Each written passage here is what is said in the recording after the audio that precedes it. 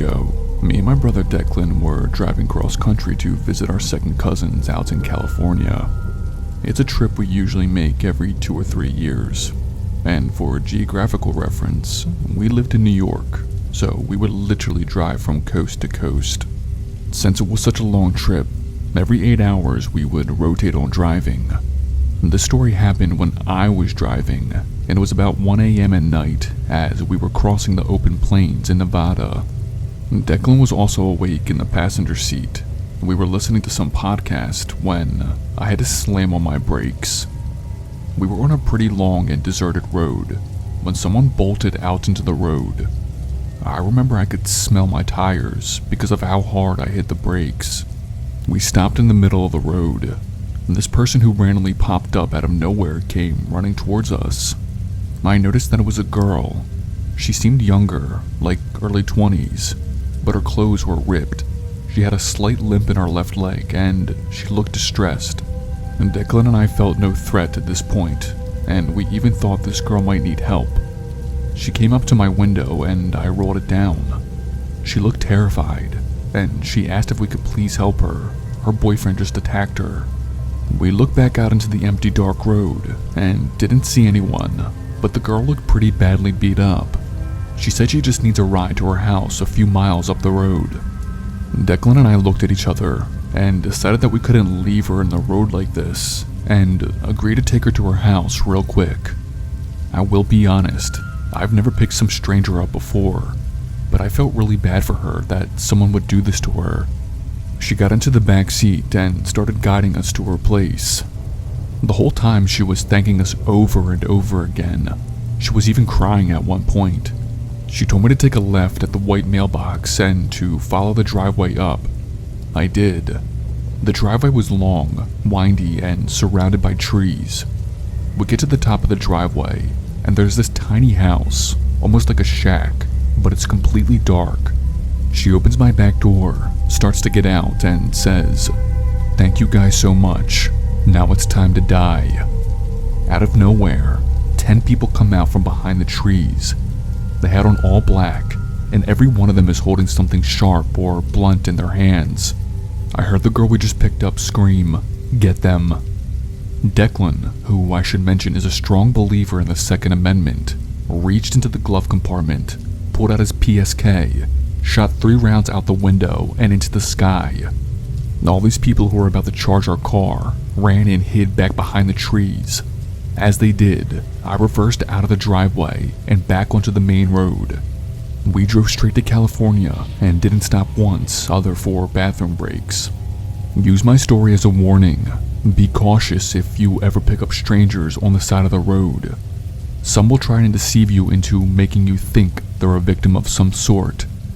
As for me and Declan, we are never picking someone up again.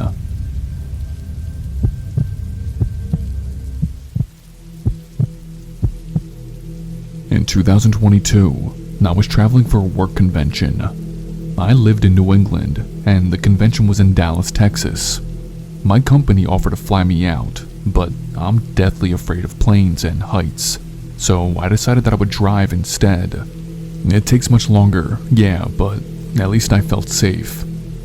Well, after driving hours and hours on the freeways and expressways, my GPS was detecting traffic and was rerouting me to more back roads to avoid it. It was a little after midnight when I was on this road that was just plain desolate. It was a single lane, trees on both sides, and the moon above. It actually felt like a horror movie scenario. So I'm driving on this single lane, I'm chugging my Dunkin' Donuts coffee to stay awake, and I see this car ahead of me. Like I said, it was a single road, and this car was going extremely slow, which meant I wasn't able to pass them unless I was to go off-roading through some trees. The speed limit was 35 on this back road, and this car was doing under 15. And I still had all night to drive, and this was just pissing me off. I started flashing my lights at them and riding pretty close to their bumper. It was a black Honda Accord. I was riding them so close that I could actually see into their back window. And that's when I noticed something was wrong. In the back seat, there seemed to be 2 people aggressively fighting. Fists and punches were being thrown. There was kicking and hands flailing everywhere. I seriously was like, what the hell am I seeing right now? Then, as I'm watching this fight happen and still riding their bumper, the back passenger door opens up and I see this girl get thrown from the car. I had to slam on my brakes and swerve to the side, otherwise I would have ran her over. I saw her body roll across the pavement like some rag doll. Then, the car that threw her out suddenly hit the gas and sped off into the night. I was still pulled to the side of the road, processing what just happened. The girl who was thrown from the car was lying motionless in the middle of the road. I reversed my car, put my flashers on, and parked long ways to block any cars from passing. I got out and went over to see if she was okay. She was so bloody and so bruised, I was actually shocked to see that she was breathing. I could see that her legs were broken, and she had a huge gash to the skull. She looked at me and asked me to please help. I took my jacket off and placed it under her head to act like a pillow, and then called the police. They also brought out an ambulance and she was taken to the hospital. I had to give an account of everything I witnessed. I have a good memory and was able to give the lead officer the make and model and license plate of the car. But after that, I'm not sure what happened. The police told me if they needed me for anything else, they would contact me. But I haven't been contacted, and I don't even know if that girl survived her injuries or not. I still try to Google criminal cases in the area to find an update, but nothing. That was one of the most intense moments in my life, and I'm glad I was at least able to help that girl in some small way. Be safe out there, guys. It's a crazy world.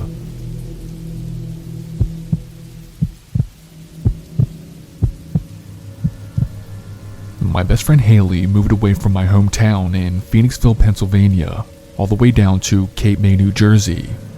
She had landed a really good job, and that was where their headquarters were. So maybe every 6 or 7 months, Haley would drive back up to me and visit, or I would drive down there and visit. In this story, I was driving down to Cape May and visiting her. I should also state that my car is not in the best condition. It's constantly in the shop. I don't have the money for a new one, so usually I just drive it on gas and faith. Well, it was a Friday night, and I was making the trip down to her. I had left around dinner time, and the GPS was telling me that I would be at her place by 11 that night. So I'm driving, and I'm in some pretty secluded back roads at this point. I'm seeing cars less and less to the point where I hadn't seen another one for at least 20 minutes. Smoke was starting to come from my hood, and my gas pedal was making this weird noise every time I would press it. I tried my best to just hope and pray that the car would somehow fix itself, but then it started to shake and I knew I had to pull over. I found a safe spot on the shoulder. I seemed to be near some farmlands and there were corn stalks and trees everywhere. I pulled over and turned off my car. I said a little prayer and tried to start it again. My car made this cracking noise, but it didn't start. Now, I don't know shit about cars. I couldn't tell you a thing about them to save my life, but thankfully I did have AAA. I pulled out my phone and started to call them, but my phone kept giving me a busy signal, and the call would not go through. I got out of my car and started holding it up to get service. Nothing. I started to walk into the trees and corn stalks to see if that would work. As I'm walking, I could have sworn I heard something, almost like something running through the stalks at a quick speed. It was pretty dark out and very hard to see. I tried to listen closely, but all I heard was the wind blowing. I figured it was an animal or something and just kept going. I had to literally walk 20 yards into the stalks before I got a signal. In the middle of the field, I was able to get a signal and call AAA. They told me a truck was coming out right away. I navigate my way through the stalks and back to my car. I open my door and get in. I was searching for my portable charger that I kept in my center console when I heard a noise inside my car. I turned my head and crouched down in the back seat. Looking directly at me was this shirtless man. He tried to grab at me, but I was able to get out of the car. I started running down the road, when I saw truck headlights. I was waiting for them to stop when I noticed that it was a AAA truck. This big man was driving it, and I was frantically trying to explain there was some crazy person in my car. He gets out of the truck with a wrench. We start walking back over to my car. The truck's headlights focused on it. We see the shirtless man hop out. He bangs on his chest like a gorilla, howls up at the sky, and sprints on all fours back out into the corn stalks. I was seriously crying and bawling my eyes out. The man with AAA called for another truck to come out for additional help in case the crazy man came back. He didn't, and the two men were able to fix whatever issues my car had. They stayed with me the whole time to make sure I was safe before I pulled off. After that weekend at Haley's, I ended up leasing a new car. Yeah, it's expensive, but I never want to be in that situation again where I'm stranded. And as for that shirtless man in my car, I don't know if he was a crackhead, a psycho, or both. I'm just glad the AAA man got there when he did. If he didn't, I don't know what the outcome would have been.